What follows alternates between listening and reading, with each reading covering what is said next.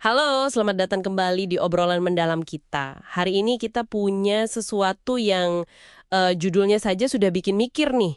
Bab 1 dari buku Get Better at Anything. Judulnya Pemecahan Masalah adalah Pencarian.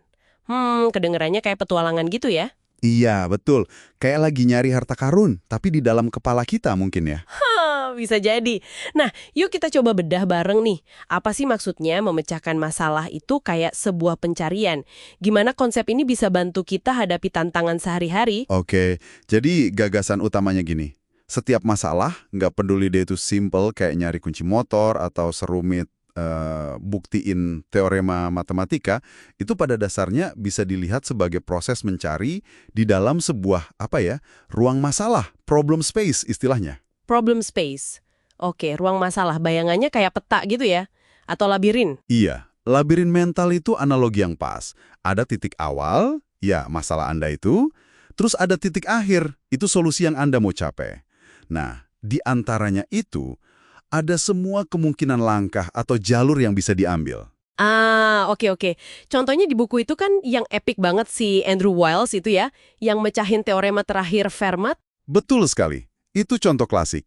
Titik awalnya jelas, teorema yang udah ada. Tujuannya juga jelas, buktiin pernyataan si Fermat itu.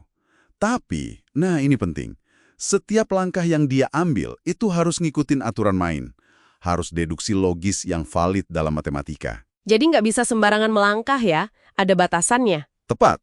Batasan logika itu jadi kayak dinding labirinnya gitu. Yang menarik, justru batasan itulah yang ngasih struktur pada pencariannya. Coba kalau nggak ada aturan. Wah, iya juga ya. Bisa tersesat kemana-mana. Tapi kalau ruangnya luas banget, nyari jalan yang bener di antara banyak kemungkinan itu pasti susah banget dong. Nah, itu dia tantangannya. Apalagi kalau ruang pencariannya itu, wah, luas sekali. Kayak Wiles kan butuh waktu bertahun-tahun tuh. Terus, bab ini ada nyinggung soal heuristik ya. Itu apa lagi tuh? Semacam jalan pintas gitu? Betul, heuristik itu kayak trik atau strategi mental sederhana buat mempermudah pencarian. Kayak aturan praktis gitulah.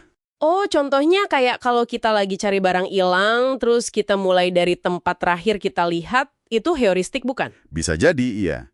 Atau dalam matematika, ada metode pembuktian induksi, itu juga bisa dilihat sebagai heuristik yang terstruktur untuk tipe masalah tertentu. Tapi seringkali heuristik ini, terutama yang umum ya, sifatnya lemah atau weak methods. Nggak selalu berhasil dan kadang nggak efisien. Berarti beda ya sama keahlian yang mendalam, kayak si Wiles tadi?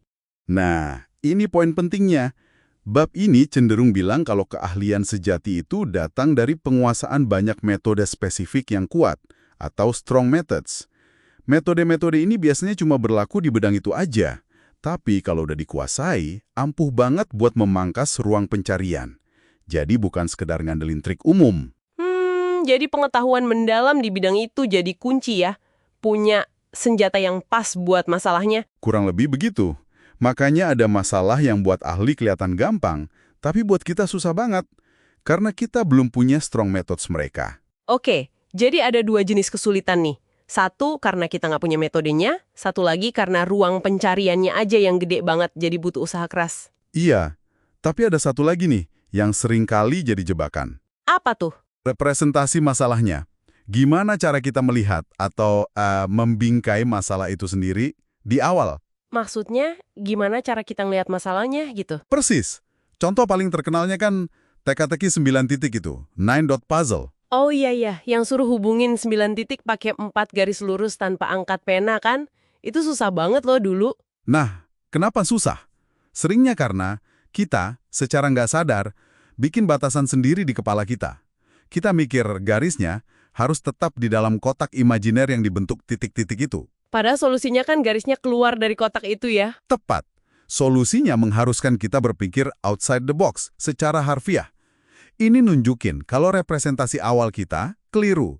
Mau secanggih apapun metode pencarian kita, ya bakal buntu. Gagal nemuin solusi. Wah, ini dalam banget sih. Berarti kadang masalahnya bukan di pencariannya, tapi di cara kita mandang masalahnya ya. Betul. Prosesnya jadi bolak-balik. Kita coba cari solusi pakai cara pandang sekarang. Kalau mentok, kita mundur dulu, coba lihat masalah ini dari sudut lain. Mungkin petanya yang perlu digambar ulang? Oke, jadi kesimpulannya buat kita gimana nih? Kalau lagi hadapin masalah, coba tanya diri sendiri ya. Kayak, ini ruang masalahnya gimana sih? Perlu cari lebih gigih aja? Atau perlu belajar metode baru dari ahlinya? Atau jangan-jangan cara saya lihat masalah ini yang perlu diubah? Iya, 3 pertanyaan itu bagus buat refleksi. Kerangka pencarian dalam ruang masalah ini ngebantu kita mikir lebih terstruktur. Kuncinya di metode yang pas, tapi jangan lupa sama fondasinya, yaitu gimana kita merepresentasikan masalah itu. Nah, sebagai penutup nih, tadi kan kita banyak ngomongin mencari solusi di dalam ruang masalah yang udah ada. Betul, fokusnya di proses pencarian. Tapi ada pemikiran menarik nih.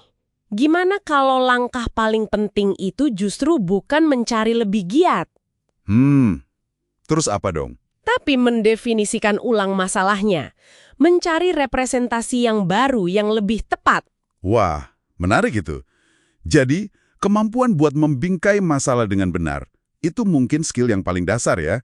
Bahkan sebelum kita mulai mencari solusinya. Bisa jadi kan, sesuatu buat kita pikirkan lebih lanjut nih. Setuju. Sebuah pemikiran yang bagus untuk dibawa pulang. Oke deh. Terima kasih banyak ya sudah menyimak obrolan mendalam kita kali ini. Semoga bermanfaat. Sampai jumpa lagi di kesempatan berikutnya.